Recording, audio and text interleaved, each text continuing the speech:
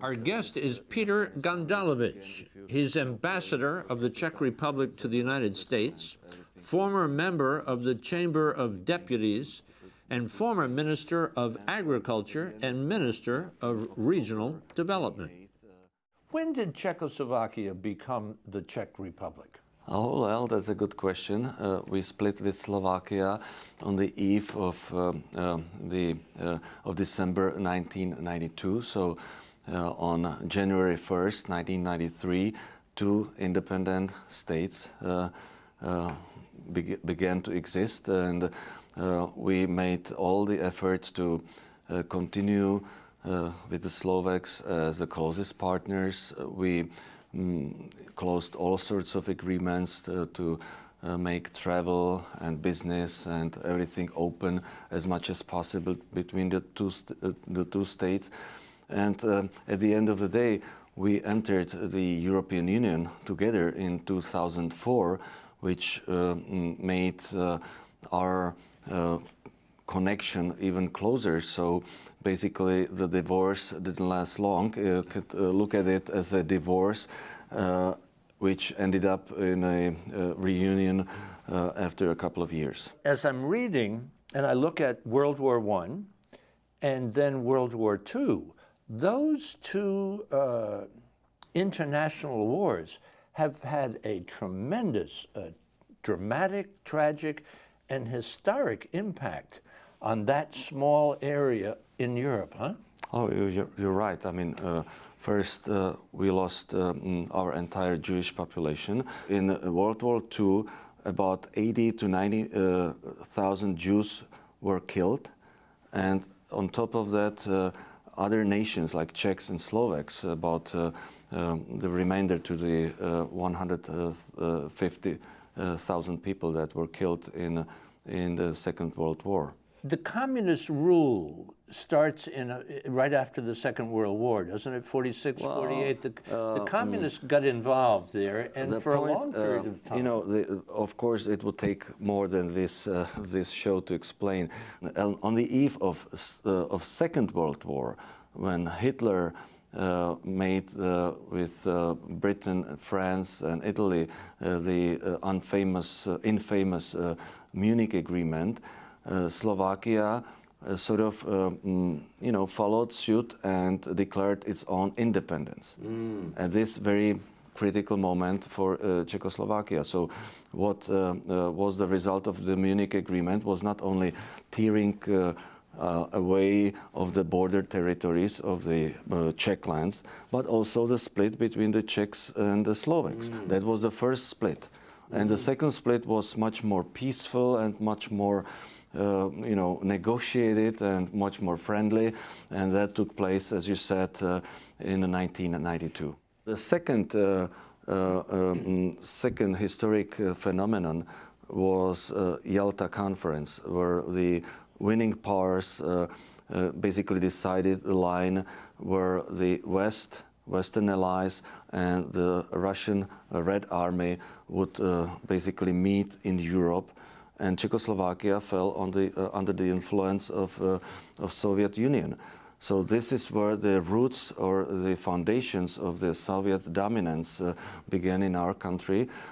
So it followed with the elections in '46, which the Communist Party won with a huge margin, and it ended up in a communist coup d'etat in 1948, and since 1948 we were completely communist country under the influence of the Soviet Union. But there was something in the spirit of the people and even in the leadership that kind of kept wanting human rights and wanting freedoms. And we talk about 1968, which is mostly known as the Prague Spring, and there was a process. Of course, it was sort of a revitalization of democratic spirits within the Communist Party, within the membership. And so they wanted to keep the socialist regime, but sort of combine it with human rights, more open economy, more democracy, and it sort of bursted in the spring of '68 when people felt free. They opened the borders. They were allowed to travel. The press began, writing things critically. So everybody was happy. And then suddenly the tanks arrived to Prague, and that was the end of it. But the spirit of the people is always crying out for freedom and human rights. In the late '60s, the '70s, and '89 is what they call the peaceful Velvet Revolution. Let me take a little break. So we come back on the other side, and we'll talk a little bit about the who, what, when, where, and why of the country today. Okay. Since we have our history lesson under our belt. Sit tight. We're talking with the ambassador from the Czech Republic. This is America. This is America is made possible by the National Education Association, the nation's largest advocate for children and public education. The American Federation of Teachers, a union of professionals. The Singapore Tourism Board, there's something for everyone. Singapore Airlines, a great way to fly. Punsan Corporation, forging a higher global standard.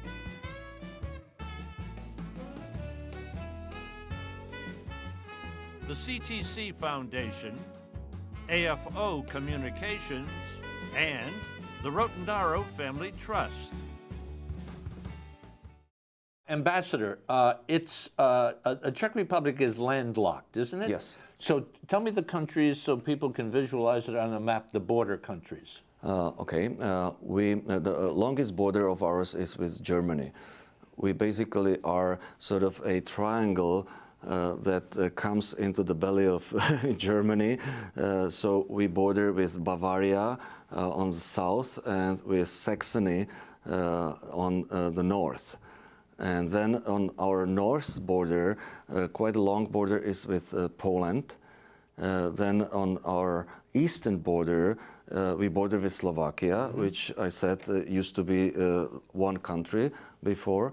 And then you have Austria on the south. Okay, so the population of Czech Republic now is how much? 10 million, and the Slovaks have 5 million. It used to be 15 million nation, Czechoslovakia, and it's split 2-1. Okay, and capital, of course, is Prague, Yes. which I understand is one of the most beautiful cities in the absolute world. That's correct.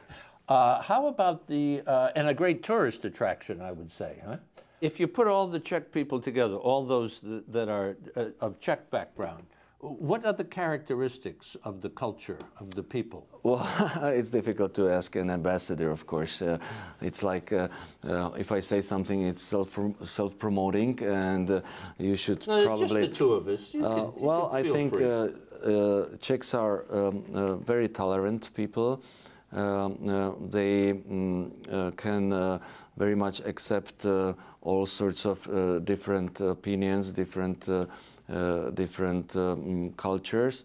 On the other hand, they've been through very long time of the communist oppression, so they are very particular about our national sovereignty, about any sort of state domination or something like that. So this is why even within Europe, during the European debate, we basically have more in common with perhaps Great Britain and some of the northern members of the European Union in terms of keeping the European Union rather a sort of a unity of sovereign independent states rather than a federation, which is now being proposed So this is a discussion that the Czechs probably, they keep thinking of the past very strongly. The government has a president and a prime minister, Yes. a senate, and then a chamber of deputies. We are a parliamentary democracy. What's at the basis of the economy? Why is it growing, and how is it changing? Well, I think we have to go back to the time of the First Republic, after its creation in 1918, or even before that, because the Czech lands used to be the most industrialized region within the Austrian-Hungarian Empire. If you look at the map, it's quite logical because it has some geographical advantages. It has rivers. It's a crossroad of transportation, both railway as well as highways. So even from the beginning of Czechoslovakia, we used to be a very industrialized country. Of course, during the communist regime and as the result of the war, we lost a lot of this position, and of course we lagged behind. And since the early 90s, we've been trying to reclaim that position. We are very strong in automotive. That basically began as a result of the cooperation with the local automaker in Czechoslovakia then, with Volkswagen, and now basically other automakers followed suit. So now it's maybe a little bit of a trivia that in the Czech Republic we make more cars than you do in America per capita. What's the brand name? What are they called? Škoda car, which is not imported to the United States, but the reason why it is that it would compete with Passat tremendously. So there is sort of a concern policy that they divide the markets. Is it a good car? I would argue that it's as good as Passat, as Volkswagen Passat. So this is why they don't want to then to compete with each other on the American market. So you can have a little bit of an idea what kind of car is that. If you see Volkswagen Passat, it's an equal brother. You're also into equipment, machinery, from natural resources. You have coal, you have timber, steel, iron. This is all part of the makeup of... We have uranium. Uranium. Yes. Evidently a very educated country, 99% literacy rate. In one report that I read, it said that you come out 15th best educated in the entire world. Is that... Well, how did that happen? I hope that's still the case. I mean, of course, world's changing, and we have to do better in our higher education to make it more competitive, to use all the opportunities that are for young people to travel, to study abroad, and to really get most of it that used not to be the case in my generation. Member of the UN, of course, NATO, the EU, which you just referenced a bit ago, then this cooperation of economic development group. OECD, you mean? Yes, you're of course. Involved in that, of course. So what's the basis of the foreign policy? Is there a goal of the foreign policy of the Czech Republic? Well, I would say we have three priorities. The first is to be a good neighbor to our neighbors, okay. Which is the most important thing, of course, and we are. We, as I said, are very good neighbors to our brothers Slovaks, to Poland. We have even a regional cooperation group that is called V4, the Visegrad Group, which we now happen to be the chair as the Czech Republic. That's a group of Czech Republic, Slovakia, Poland and Hungary. Both or all the countries are members of the European Union, but we do have a lot of in common. So our second priority, of course, is to be a good and valid member of the European Union and to integrate in this project, even though we do have many I would say not differences, but many issues how the European Union should develop in the future, and we are just having this discussion in Europe right now. And the third, and of course not the least one, I mean it's not in this order, is the transatlantic tie. That's particularly the strategic partnership with the United States, because we have made this experience that without the United States, Europe is really not as a whole, and there always has to be this partnership between the two parts on the Atlantic. I want to focus on the relationship between the United States and Czechoslovakia, because it goes back a long way. And I gathered that in that time of President Wilson, that some of the basis of your own constitution was based on our constitution. You're right. As well. But it's a peaceful country. If I read correctly, it's 35,000 army, it's very small. Yet you're also involved in both Afghanistan and Iraq, and that surprised me. Well, to make you correct, we were involved in the first Iraq effort. We didn't participate without troops in the recent Iraq military engagement, but we have been very active in Afghanistan. We have now 720 men and women in service in Afghanistan, which again, if you calculate it per capita, it's a relatively strong participation.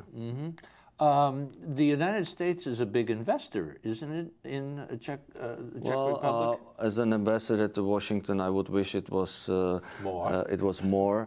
Of course, again. But is it in the top 5? Is that about right? It's among the top 5, but it's of course lagging behind the European countries. But that's quite logical. Again, the European Union is one economic space. There isn't any, there aren't any borders, any tariffs, anything. So doing business with Germany is, of course, like doing business between two states within the United States. Do you think that EU thing is going to survive? I mean, right now it's in a big crisis, isn't it? Well, again, we would need another show. Yeah, but what do you think? Another What's your hour. gut tell you? What's your gut tell you? Well, I think that I sincerely think that the European Union as a project will survive, and that it is a good project, because it has really taken away all the trauma from the past. And as I said, we used to have a little bit of discussion with Germany. There was a tension between Germany and France after the war. And all these tensions and recriminations are all gone within the European project, because people can travel, do business, study, and there are no borders. So this is really like making us all equal. That's good.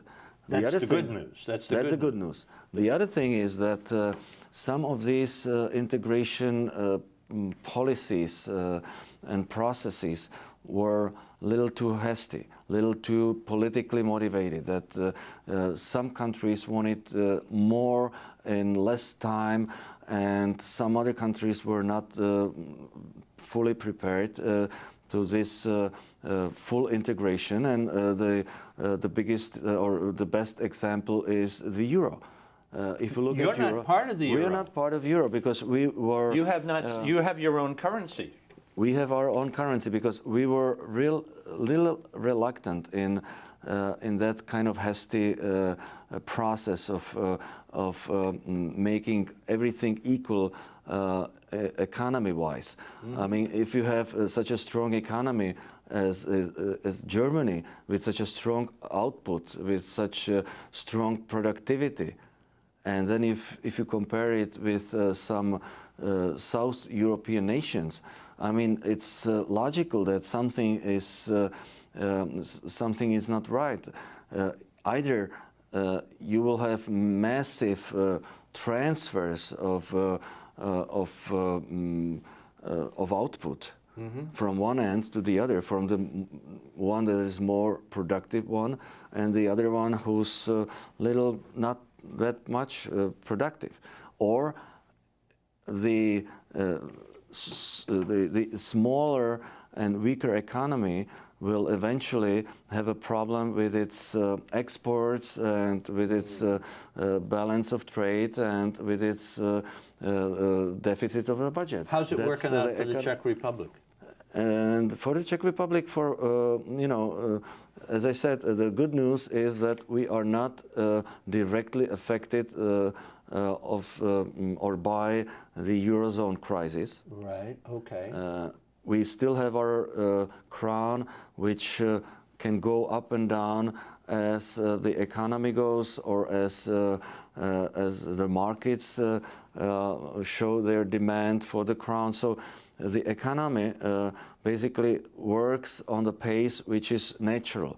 It has not been artificially sort of moved one step above or something like that. We still have our own pace of the economy, which is, of course, influenced by the Eurozone itself, but because Germany, Austria, and even now Slovakia, they are in the Eurozone. So everything what goes on in the Eurozone, the drop in demand, slowdown in consumer confidence, everything, that of course affects our economy that is basically export-driven. But on the other hand, still we can adjust because we do not need to use the euro. You've been a mayor. You were in the House of Deputies. In the cabinet, we would call it, the cabinet, you were Minister of Agriculture. You were in this committee that affects the foreign policy. And now you're here as ambassador to the United States. I gather that the Czech Republic has 85 embassies around the world, and we're blessed to have you here. What lesson have you learned on a personal level as a person and as a diplomat of how to navigate through life? What do you take? What's your guiding philosophy? Well, I would like to add that at the very beginning, as a young graduate, I also began as a teacher at the high school, and I got involved in the Velvet Revolution, which basically brought me to the higher political sphere. I was one of the youngest members of the Federal Assembly at the time when we still used to have the Federal Assembly with the Slovaks together. Yeah. And I also have served in New York as a consul general between 1997 and 2002. So all these experiences have helped me in sort of being able to combine my diplomacy together with the practical style of management that I used as a mayor, because as a mayor you have to fix things. You are expected to bring results, and in diplomacy sometimes it's not that easy. So you need to combine. Sometimes you have to you cannot be so impatient that you don't see the results as tangibly as you used to as a mayor. But at the same time, as a diplomat, I can still draw from this experience, because if I talk to people, I talk about things they deal with here in America. I'm happy not to be such a diplomat who has spent all his career only in that kind of sort of closed up world of diplomacy. So what's the big lesson you've learned? What would you label it as? Well, I think that really you need to bring results and to be to work hard in order to show something that you can touch with your own hands. Mr. Ambassador, thank you very much for our visit Thank today. you for having me. Thank you. Thank you so much. For information about my new book, The Chance of a Lifetime, and online video for all This Is America programs, visit our website, thisisamerica.net. This is America is made possible by the National Education Association, the nation's largest advocate for children and public education.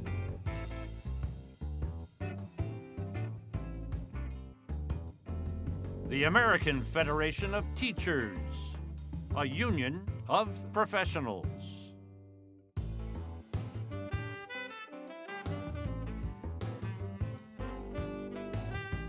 Punsan Corporation, forging a higher global standard.